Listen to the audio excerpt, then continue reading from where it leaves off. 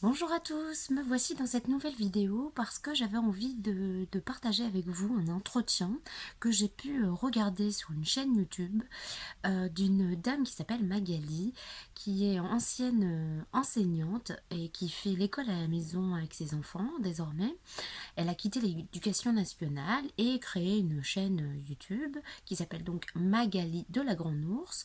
Le lien est situé sous cette vidéo. Vous pouvez donc la retrouver facilement. Et elle se posait la question de du non-écho qu'elle a eu par rapport aux médias des enseignants vis-à-vis de cette crise. Elle avait l'impression que il n'y avait pas de mouvement, que la ligne de conduite était tracée et que les enseignants se pliaient à toutes ces normes de crise sanitaire et on se posait beaucoup de questions par rapport à ça. Donc elle a fait un appel aux enseignants. Vous pourrez donc retrouver cet appel sur sa chaîne. Et elle a trouvé deux enseignantes, Stéphanie et Julie. Julie que j'avais reçue dans Parlons de liberté, qui a donc entendu son appel et qui y a répondu. Et elles ont eu à trois un entretien qui m'a semblé assez intéressant parce que justement, il me semble aussi qu'on n'entend pas beaucoup les enseignants. Euh, voilà, que l'esprit critique, analytique a légèrement déserté à l'esprit des enseignants parce que on les entend pas. On a l'impression que tout va bien, alors que l'on sait que ça ne va pas forcément bien, justement. Et elles se sont donc entretenues, discutées de ça, et j'avais envie de vous partager cette vidéo. Donc, rendez-vous après cet entretien pour vous donner à mon tour mon point de vue sur la question. Bonjour. Bonjour. Bonjour Magali. Alors Bonjour Julie. voilà, bonjour à tout le monde, tous ceux qui suivront cette vidéo, qui voudront la voir. Donc elle fait suite à la vidéo que j'ai postée sur ma chaîne YouTube, Magali de la Grande Ourse. Et dans cette vidéo, je parlais d'une enseignante qui était intervenue sur une chaîne YouTube. Et c'était Stéphanie, donc elle est là aujourd'hui. Voilà. Donc, merci Stéphanie déjà d'être là. Et puis il y a Merci à toi. merci. Et il y a une enseignante qui s'est révélée, qui a dit je suis là, je veux te dire hein, et je veux vous dire que je suis là. C'est Julie. Donc merci Julie. Bonjour. Voilà. Et c'est tout, j'ai envie de vous dire. Excusez-moi, mais il faut quand même le dire aussi, c'est-à-dire c'est tout dans le sens, s'il y a des gens qui ont réagi, mais c'est des parents. Beaucoup de personnes finalement qui ont un peu la même vision que mon Dieu, mais comment se fait-il qu'est-ce qui se passe, qui me disent qu'ils sont bien en accord avec ce que je raconte, que c'est quand même extrêmement questionnant. Donc, on s'est dit avec Julie, avec Stéphanie, on s'est dit bon, eh ben, on est trois là. Ça ne veut pas dire qu'il n'y en a pas d'autres, hein, des enseignants qui se questionnent, mais en tout cas, on ne les entend pas, on ne les voit pas. Alors, paraît-il, il y a quelques collectifs qui se sont montés d'enseignants, mais moi, je n'ai pas eu de relation avec eux. Je n'ai pas trop. J'ai bien vu, il y a peut-être deux collectifs ou comme ça, mais je n'arrive pas à trouver de nom. Donc, après, peut-être on peut les. Enfin, voilà. En tout cas, si vous faites partie d'un collectif enseignant, eh ben, manifestez-vous, j'ai envie de dire, avec plaisir, les bras ouverts. Et voilà, donc nous, on est là, on va essayer de discuter un petit peu et d'aller un peu plus en profondeur sur tout ça. Voilà. Donc d'abord, je vais vous laisser vous présenter comme ça. Tu veux commencer, Julie, toi? Ok. Allez. Donc, je suis Julie, je suis enseignante dans l'Académie du Nord, donc dans le premier degré, hein, professeure des écoles depuis 17 ans maintenant. Effectivement, j'ai réagi à ta vidéo parce que je fais partie donc, de pas mal de groupes sur Facebook hein, qui regroupent des personnes qui s'interrogent sur le port du masque suite à des lectures indiquant déjà, moi, ce qui m'a sauté aux yeux, c'est que pour porter un masque, il faut savoir respecter des règles d'utilisation. Et moi, je me suis dit, mais comment c'est possible? Au mois d'octobre, là, quand on a vu les directives, j'ai dit, mais enfin, des enfants de 6, 7, 8, 9 ans, ils vont forcément mal manipuler. Donc déjà, ça me paraissait quand même assez absurde. Mais alors, en plus, après, je me suis intéressée à ce qui composait les masques et tout ça, sur des sites d'information. Mhm. Et là, je me suis dit, mais en plus, c'est dangereux. Il faut le dire clairement, c'est dangereux en fait de porter un masque. Après, bien sûr, chaque être humain est différent, donc il y a des gens pour qui ça sera moins dangereux que pour d'autres parce que les corps réagissent pas forcément de la même manière. Moi, de mon côté, j'avais fait des malaises en septembre quand j'ai commencé à le porter vraiment toute la journée, à accumuler mes temps de travail face à élèves, mes temps de réunion, les temps d'APC, l'aide d'accompagnement aux enfants en difficulté le midi. Et voilà, donc je me suis dit, mais si je fais des malaises, c'est quand même, voilà, c'est quand même Voilà. interrogeant. Et j'ai consulté mon médecin qui m'a confirmé que mes malaises étaient liés à un besoin d'oxygénation qui est assez fort chez moi, parce que je suis quelqu'un de dynamique, quelqu'un qui parle beaucoup dans la classe. Alors voilà, c'est peut-être un défaut professionnel.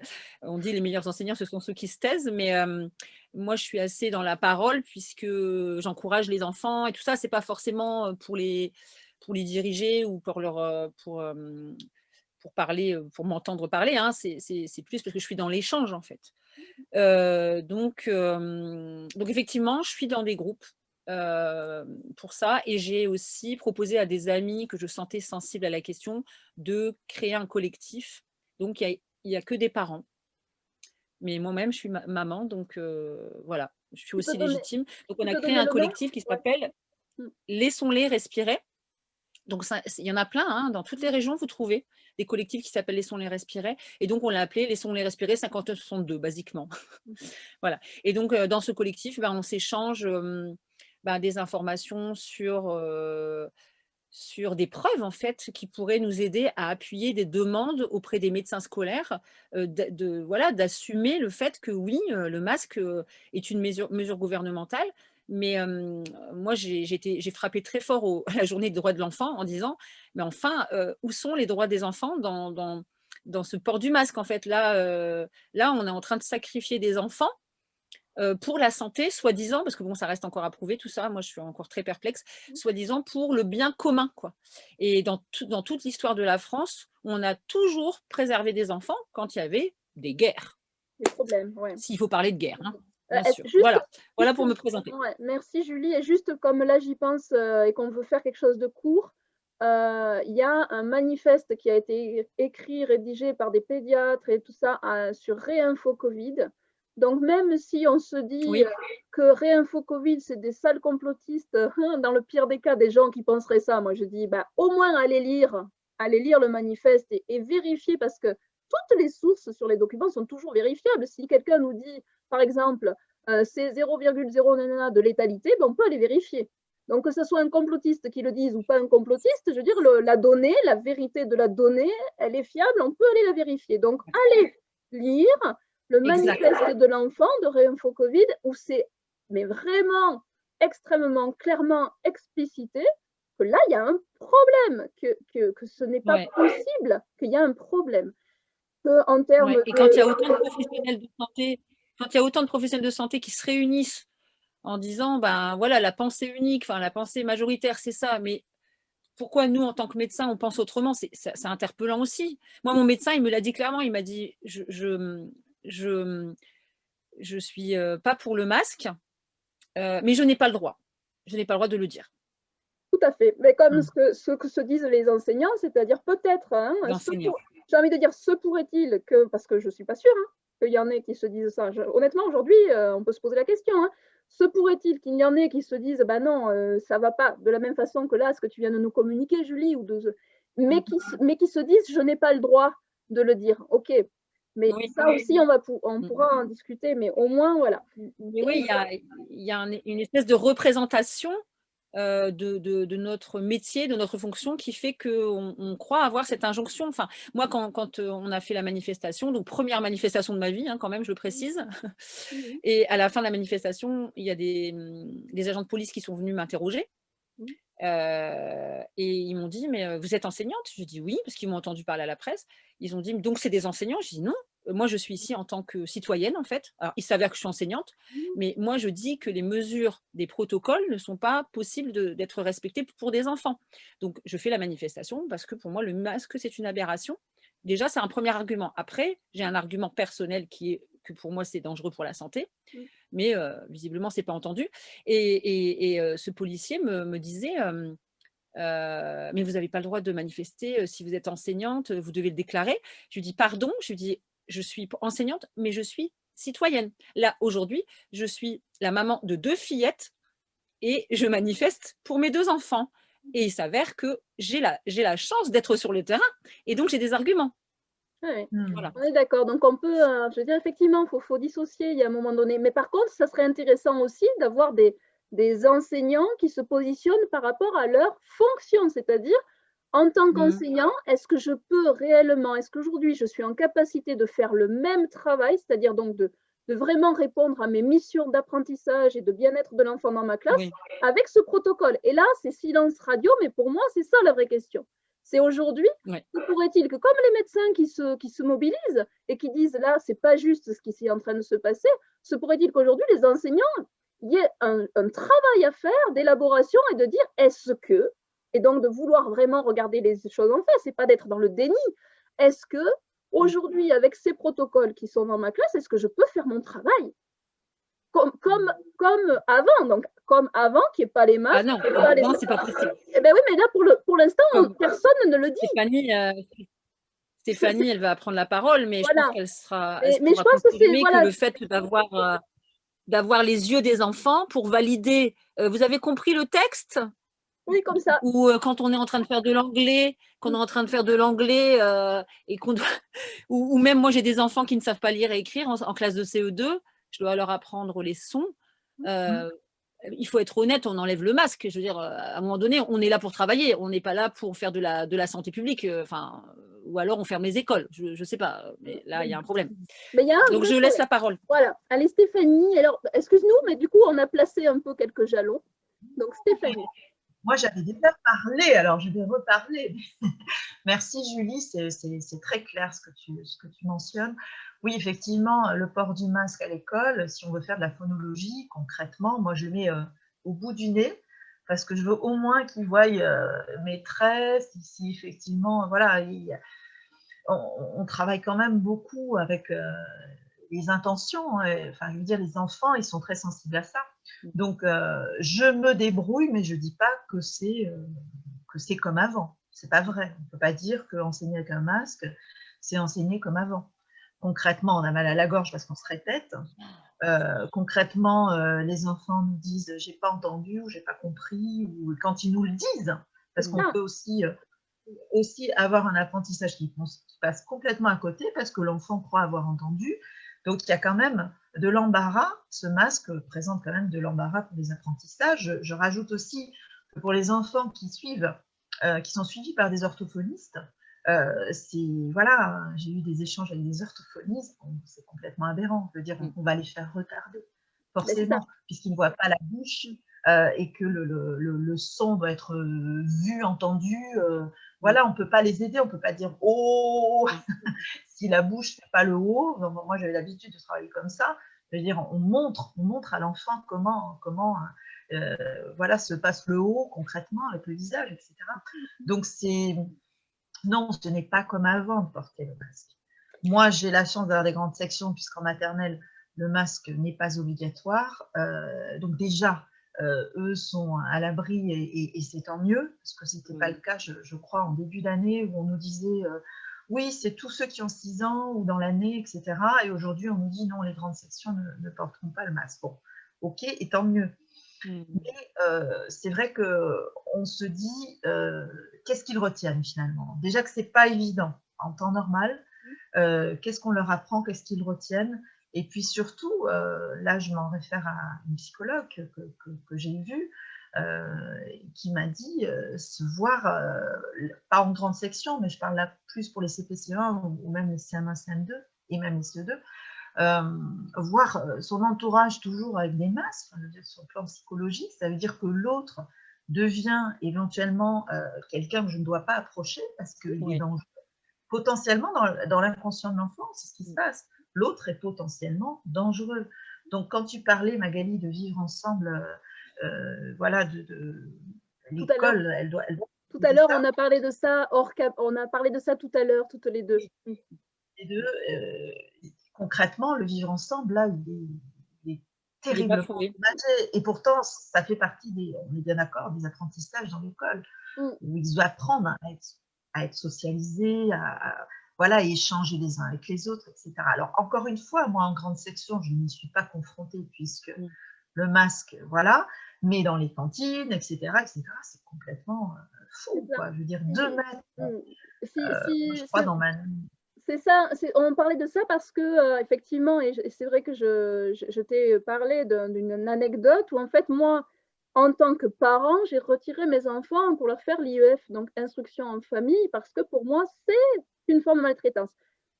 Je suis aujourd'hui accompagnante en libération émotionnelle et spirituelle. Je fais des études de psychologie.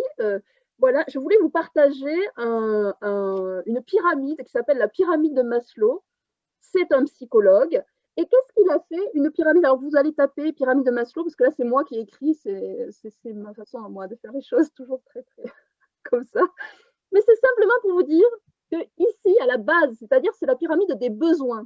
D'accord? Des besoins d'une personne.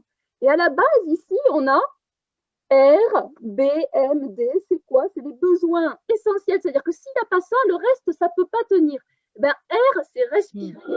C'est-à-dire que le premier besoin, c'est respirer. Donc, ça sous-entend qu'on ne peut pas. Ensuite, il y a le besoin de sécurité, le besoin d'affectif, d'être de l'amour, d'appartenance, le besoin de l'estime de soi, se reconnaître soi-même, et puis ensuite, le besoin d'accomplissement, donc la créativité, tout ce que vous voulez. Il ne peut pas y avoir apprentissage si on est en difficulté sur ces besoins primaires. Il ne peut pas y avoir apprentissage si on ne se sent pas, comme tu dis, en sécurité. C'est très anxiogène, tous ces masques partout. Moi, ce qui me dérange aujourd'hui profondément, c'est que personne ne relève ces problèmes. On fait comme s'ils n'existaient pas. On dit, mais non, les enfants s'adaptent. Oui, c'est vrai, ils s'adaptent à tout. Un enfant, par exemple, qui est battu par ses parents, il va les défendre. Les femmes, même pas les enfants, les femmes battues vont défendre leur bourreau. C'est-à-dire que ce qu'on dit là pour les enfants, franchement, moi, je propose aux gens de regarder au niveau des adultes. Qu'est-ce que ça vous fait à vous quand vous vous baladez dans le supermarché avec des gens partout qui ont ces masques? Ben, imaginez les enfants, ils ne le vivent pas bien non plus, ce n'est pas vrai. Donc là, en fait, de toute façon, les psychologues, ils ont commencé à réagir parce que leurs consultations, elles ont commencé à être liées aux séquelles du port du masque, de toute façon. Mais au départ, ils savaient ce qui allait se passer. Quand ils ont commencé à voir, ils ont dit, oh là là, il va y avoir des choses. Mais comme on n'a pas le droit, en fait, c'est vrai, on n'a pas le droit de critiquer les mesures gouvernementales. Tout de suite, on est tout de suite supposé être complotiste. Donc, malheureusement, c'est quand ils ont eu vraiment des faits, quand ils ont pu relever le nombre de personnes qui consultaient pour des problèmes de séquelles traumatiques, que là, ils ont commencé à écrire des manifestes. Mais les premiers temps, moi je suis en lien avec des psychologues et je disais, mais qu'est-ce qu'on peut faire? Mais qu'est-ce qu'on peut faire? Et tout le monde m'a répondu, pour l'instant, rien. Isabelle Filiosa, notamment, je l'avais contactée et elle m'a dit, rien. Rien. Malheureusement, tant qu'on n'a pas relevé des choses...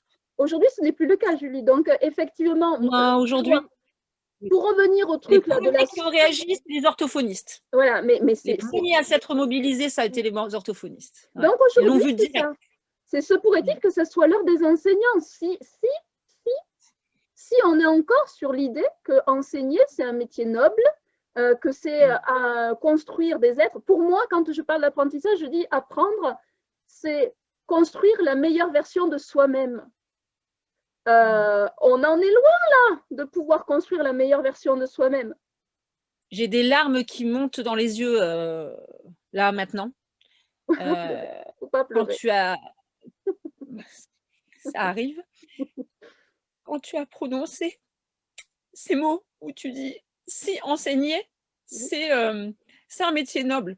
Je trouve que tu es en train de soulever la question de fond, c'est-à-dire que moi, depuis que j'enseigne, je suis surprise de voir, alors déjà avant d'être maman, j'avais déjà beaucoup d'interrogations sur des comportements, parce que le métier d'enseignement, il est basé essentiellement sur de la communication, sur de la relation. Alors bien sûr, on est formé à la didactique, mais finalement, une fois qu'on est dans la classe et qu'on est en formation, qu'on est en réunion de travail, en fait, on n'aborde quasiment jamais ces questions-là. Alors en milieu REP, on est un peu plus obligé parce qu'il y a de la violence. Donc grâce à la violence, on s'interroge sur le fond des choses.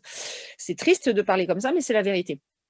Je dis ça parce que je peux comparer, parce que je suis complètement symptomatique de notre société, c'est-à-dire comme j'appartiens à une classe sociale favorisée, je suis dans un quartier plutôt favorisé et je peux constater que dans l'école publique de mes filles, il n'y a absolument rien qui est fait sur la gestion de conflits, rien du tout.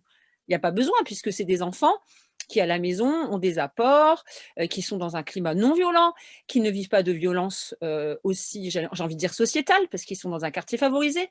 Donc la question ne se pose pas. Nous, c'est un peu au cœur de, enfin moi en tout cas c'est au cœur de mes préoccupations. Et c'est aussi dans les projets d'école, dans les milieux REP. Et donc là, en fait, l'émotion qui est montée, c'est parce que tu as parlé de noblesse. Et justement, je trouve que cette histoire de masque, elle vient mettre en lumière, moi, l'absurde que je vois dans pas mal de pratiques de classe, de vivre ensemble, c'est-à-dire que des enseignants peuvent utiliser des critères pour colorier en vert un enfant qui a réussi son travail ou qui a eu un comportement qui serait bon parce qu'il n'a pas dérangé personne, parce qu'en fait, en gros, eh ben, quelque part, il est scolaire. Donc, il ne dérange personne, il fait ce qu'on lui demande, il obéit hein, au doigt et à l'œil, c'est parfait. Et puis un enfant qui, soit pour des raisons familiales, serait perturbé, ou pour des raisons relationnelles. Moi, j'ai plus affaire à ça dans ma classe, par exemple, en ce moment, où des enfants vivent des conflits parce qu'il y a des problèmes relationnels. Et c'est logique, ils n'ont pas de maturité émotionnelle. Enfin, les neurosciences psycho-affectives nous ont apporté beaucoup de choses par rapport à ça. Elles ont pu éclairer tout ce qu'on a pu observer, nous, de manière intuitive pendant toutes ces années. Et là, voilà, il y a les neurosciences qui arrivent dans les écoles, mais les neurosciences cognitives. Et le vivre ensemble n'est toujours pas une priorité. Et là, avec le masque, eh ben, pour beaucoup d'enseignants, parce que je témoigne aujourd'hui, mais j'en ai discuté avec de bon nombre d'enseignants, c'est hyper violent. Hyper violent de voir des enfants masqués, que eux, quand ils communiquent entre eux, ils ne s'entendent pas. Ils ont des conflits. On est là en train d'essayer de régler les problèmes. Moi, ils ne m'entendent pas. Eux, ils ne s'entendent pas entre eux. En plus, ils n'ont pas le langage non verbal. Voilà, le visage apporte une multitude de langages, il n'y a pas que dans les yeux, hein, le faciès. Et donc, moi, ça m'a beaucoup affectée parce que je me suis dit, moi, ça va, je sais, les enseignants qui ont des pratiques plus humaines, ça va aller. Mais toutes ces enseignantes qui avaient ces pratiques de punition, parce qu'il faut le dire clairement, c'est des punitions, ce n'est pas des sanctions. Les gens, ils disent le mot sanction, mais ce n'est pas vrai. Quand on punit un enfant parce qu'il n'obéit pas au doigt et à l'œil, alors que pour lui, il y a quelque chose qui échappe, soit le sens de ce qu'on fait, soit la relation qui n'est pas bonne, enfin voilà, ou la communication qui n'est pas bonne, il est puni.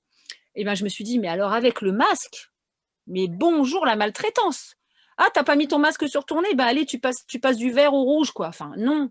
Et moi, ça a été vraiment ça ma préoccupation. Et je vous dis, moi, mes enfants ne sont pas concernés par des pratiques aussi extrêmes, mais je sais que ça existe. J'ai observé des enseignants faire des choses comme ça. Et je me suis dit, le masque va être encore un outil, de plus, l'objet, en fait, de maltraitance. Et moi, je ressens que c'est l'outil de trop. On en a que c'est parlé. C'est la goutte qui fait déborder le vase, quoi.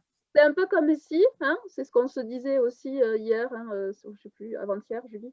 C'est aussi un peu comme si tout ce qu'on voit aujourd'hui, ça devient visible par le masque, oui, par la distanciation, là, 1 mètre, puis 2 mètres. Alors qu'on ne vienne pas nous parler de socialisation et de vivre ensemble, c'était ça. Comment peut-on encore parler de socialisation et de vivre ensemble si on ne se voit pas, on ne s'entend pas, et on ne peut pas se toucher, même un ballon devient comme une bombe à microbes, donc il ne faut surtout pas jouer. Donc concrètement, comment peut-on encore parler de socialisation? Je veux dire, ça suffit. Ce n'est pas de la socialisation. Si on met des individus à distance en se disant ils sont dans la même circonférence. Mais c'est tout, c'est pas socialiser, ça c'est pas ça la socialisation, c'est la relation, comme tu dis Julie. Donc concrètement, se pourrait-il qu'aujourd'hui, tout ce qui était en germe et qui étaient déjà là dans ce système institutionnel. C'est pour ça, moi je dis encore une fois, l'idée c'est pas de taper sur les enseignants ou les professeurs, c'est de dire attention, est-ce que vous vous rendez compte, se pourrait-il que cette institution soit devenue maltraitante au fil des années et qu'en participant à ça, vous deveniez vous-même maltraitant. Voilà, c'est ça la vraie question, je pense aujourd'hui, enfin une des questions. Stéphanie, si tu veux. Moi, je pense que effectivement un conditionnement depuis toujours face à l'institution. Donc, on parle d'éducation, donc on obéit à ses parents, on obéit évidemment, il y a les règles, et elles sont bonnes quand effectivement les règles construisent l'individu pour lui permettre de vivre dans une société, voilà, qu'il ne soit pas largué dans la société. Mais par contre, quand on parle de santé, on est en droit effectivement de s'interroger, tu parlais de la source dans ta vidéo, la source de ce qu'on nous dit, et non pas de transmettre des circulaires et d'appliquer bêtement sans avoir vu ce qui allait derrière. Et c'est ce travail en fait de déconditionnement, je dirais, voilà, du corps enseignant, parce qu'effectivement on tape sur personne, mais il y a une telle obéissance, j'allais presque dire automatique en fait. On m'a dit ça, comme on obéirait à son papa parce qu'il a l'autorité parentale ou à sa maman, et sans remettre quelque part le questionnement, sans se dire bah, tiens papa, ce qu'il me demande, est-ce que c'est juste? Parce qu'on a le droit aussi en tant qu'enfant de s'interroger.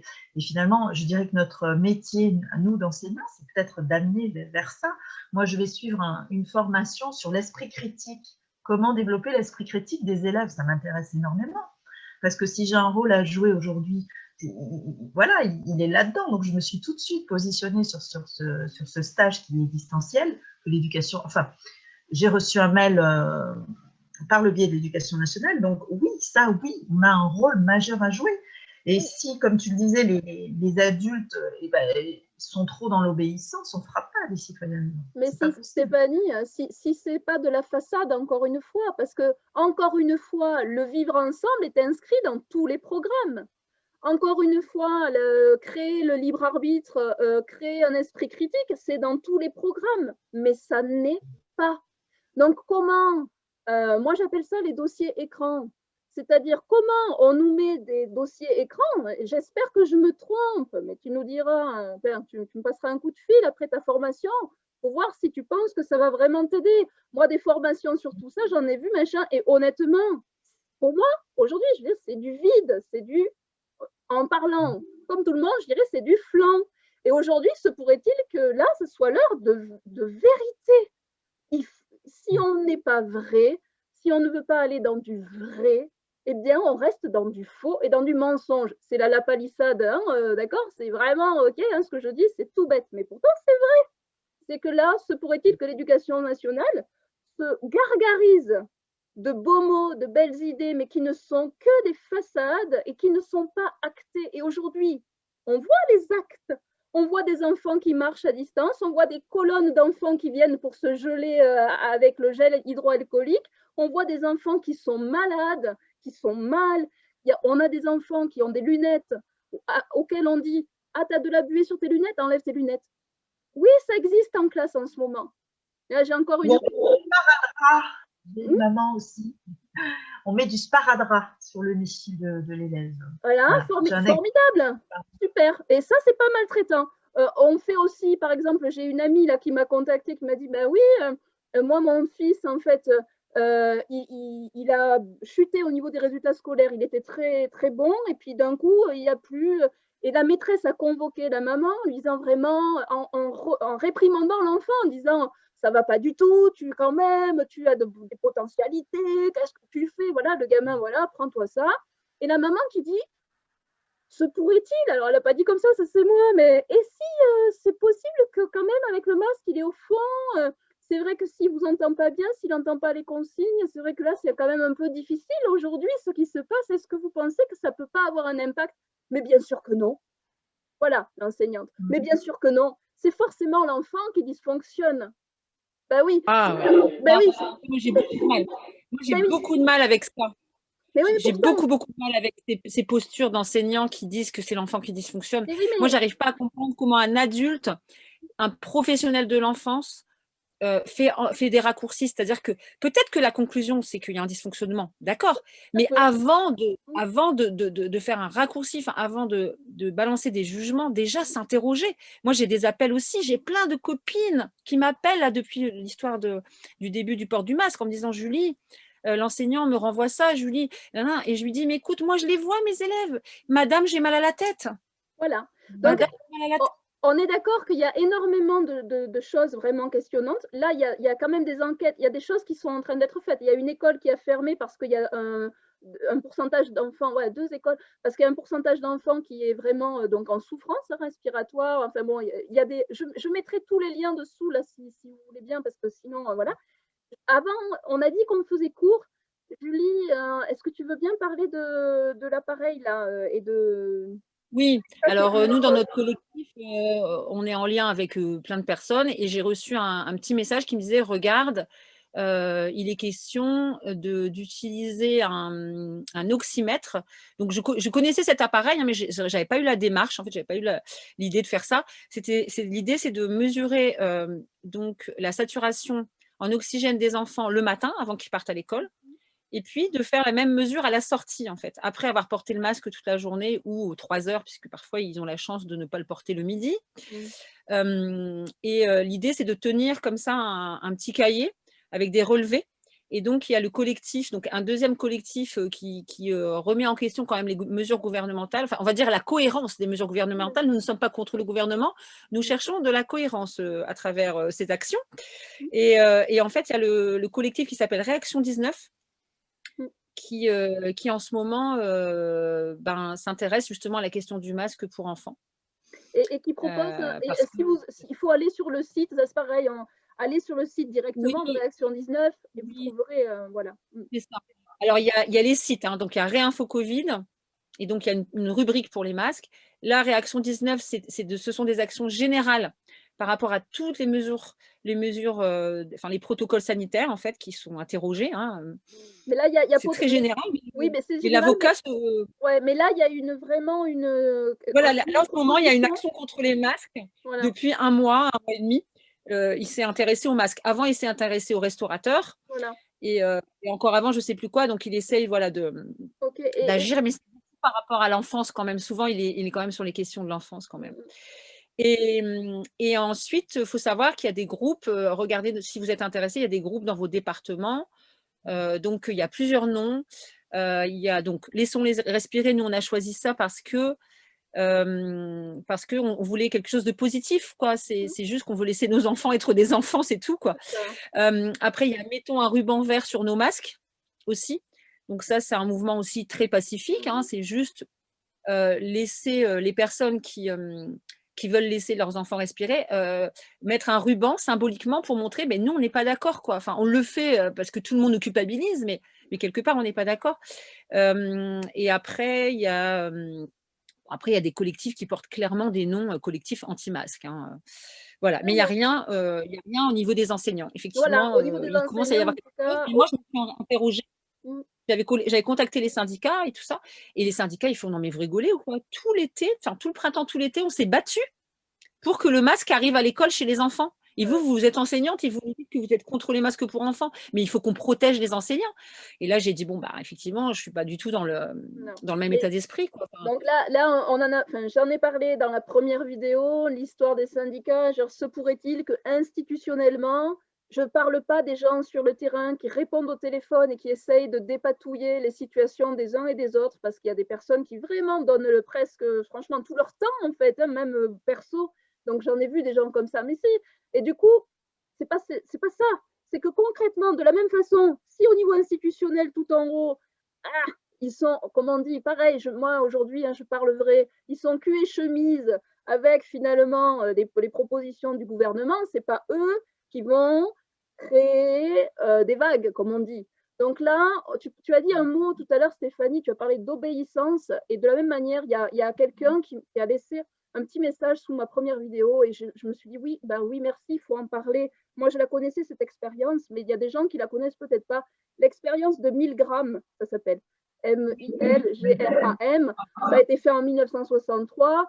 Quand on a fait des études de psychologie, on a entendu ça. C'est véritablement aller lire qu'est-ce que l'expérience de Milgram. En gros, c'est tester, évaluer le degré d'obéissance des personnes, quel critère fait qu'il va plus obéir qu'un autre. Et là, concrètement, il faut peut-être arrêter la naïveté. Les gens qui sont justement institutionnellement, qui proposent des choses, ils ont connaissance de ces expériences, ils ont connaissance de comment créer la docilité et l'obéissance des personnes.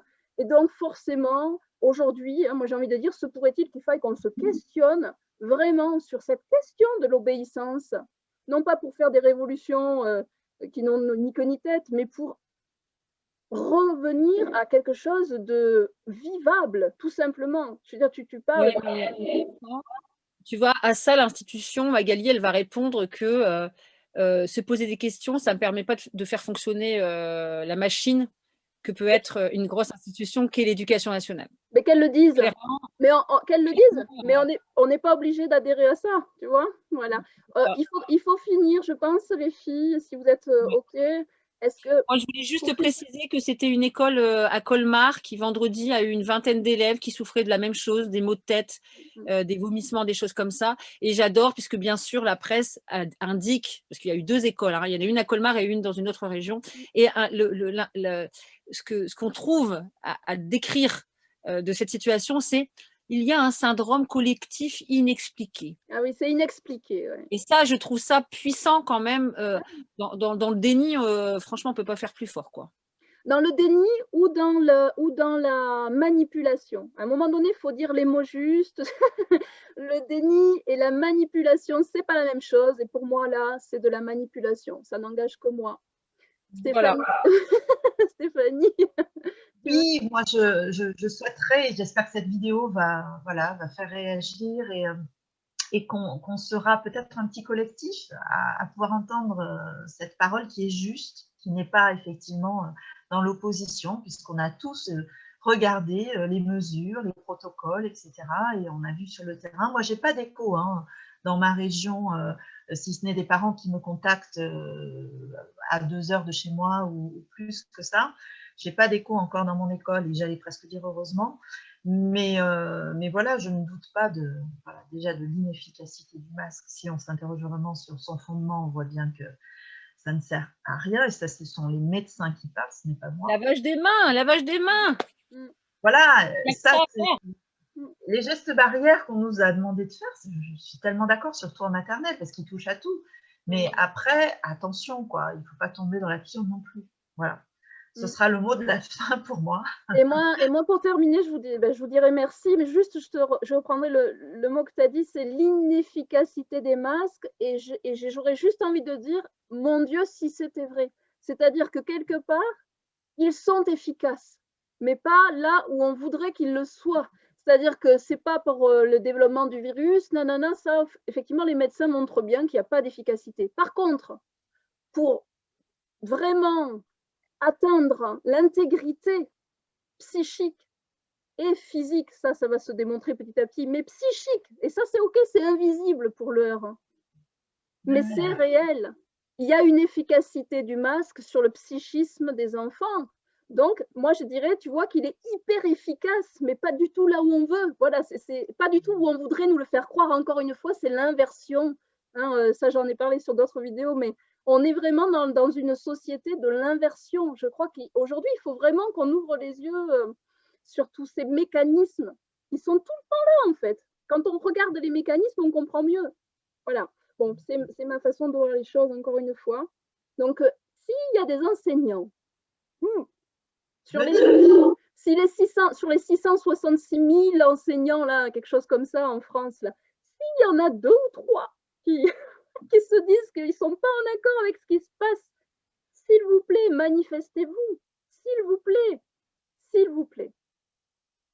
D'autant que ce masque a été présenté comme une mesure temporaire et que nous sommes déjà en février et que quand on regarde l'actualité par rapport à la crise sanitaire, il est bien question d'être encore en roue libre comme ça jusqu'au mois de juin. Et donc, ça fera 9 mois avec le port du masque. Mais minimum, c'est-à-dire que personne ne parle de la possibilité de l'enlever et au contraire, là, quand on entend sur les vaccinations, la vaccination n'empêchera pas les gestes barrières, la distanciation sociale et blablabla. On entend ça quand même. Donc, c'est pas forcément que jusqu'en juin. Voilà. Donc, jusqu'où on admet, jusqu'où on accepte. Hein. Voilà. On arrête là, les filles? Ça vous va? Merci beaucoup. Merci, merci à toutes les trois et merci à vous ceux qui regardez et ceux qui allez transmettre et ceux qui vont réagir dans la bienveillance parce que ces deux enseignantes sont les deux seules là sur la France qui vous montrent leur visage et leur nom. Donc s'il vous plaît, bienveillance et amour vrai. Voilà. Merci. À plus tard. Alors voilà, après cet entretien, l'idée n'est pas de débattre encore et d'en rajouter, mais en ce qui concerne justement donc ces problèmes de masque face aux enfants et l'hypoxie, il est quand même important de rappeler que, comme je vous disais dans les 14 besoins fondamentaux de Virginia Anderson, que c'était le premier et qu'il était quand même le premier altéré et même voire bafoué. Donc le besoin de respirer est quand même primordial et on voit qu'il y a un gros problème. Hein. Le retour n'est pas super et fameux. Donc il y a toujours ce collectif Laissons respirer 59-62 dont Julie fait partie, donc elle a formé. Le collectif Parents 2021 que Stéphanie a formé aussi à son niveau. Il y a toujours réinfo.covid qui est toujours très intéressant hein, pour avoir des choses approfondies qui sont vérifiables. Il y a aussi Réaction 19 avec Maître Brosa qui est formidable, hein, qui fait vraiment beaucoup de choses.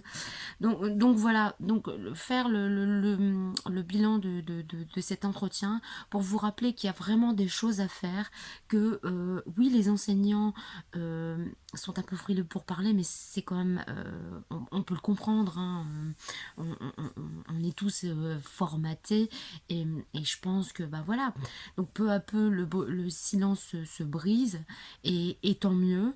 Donc n'hésitons pas à faire des choses, donc à aller dans des collectifs, à se renseigner et vraiment ouais, essayer vraiment de s'ouvrir l'esprit en essayant d'essayer de comprendre tout simplement les choses qui nous semblent étranges et pas normales et voilà quoi.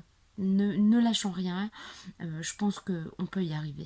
Merci à tous ces enseignants et merci à toutes ces personnes qui se lèvent et qui osent et qui ont le courage de braver la pensée unique du moment. Merci à vous et à bientôt.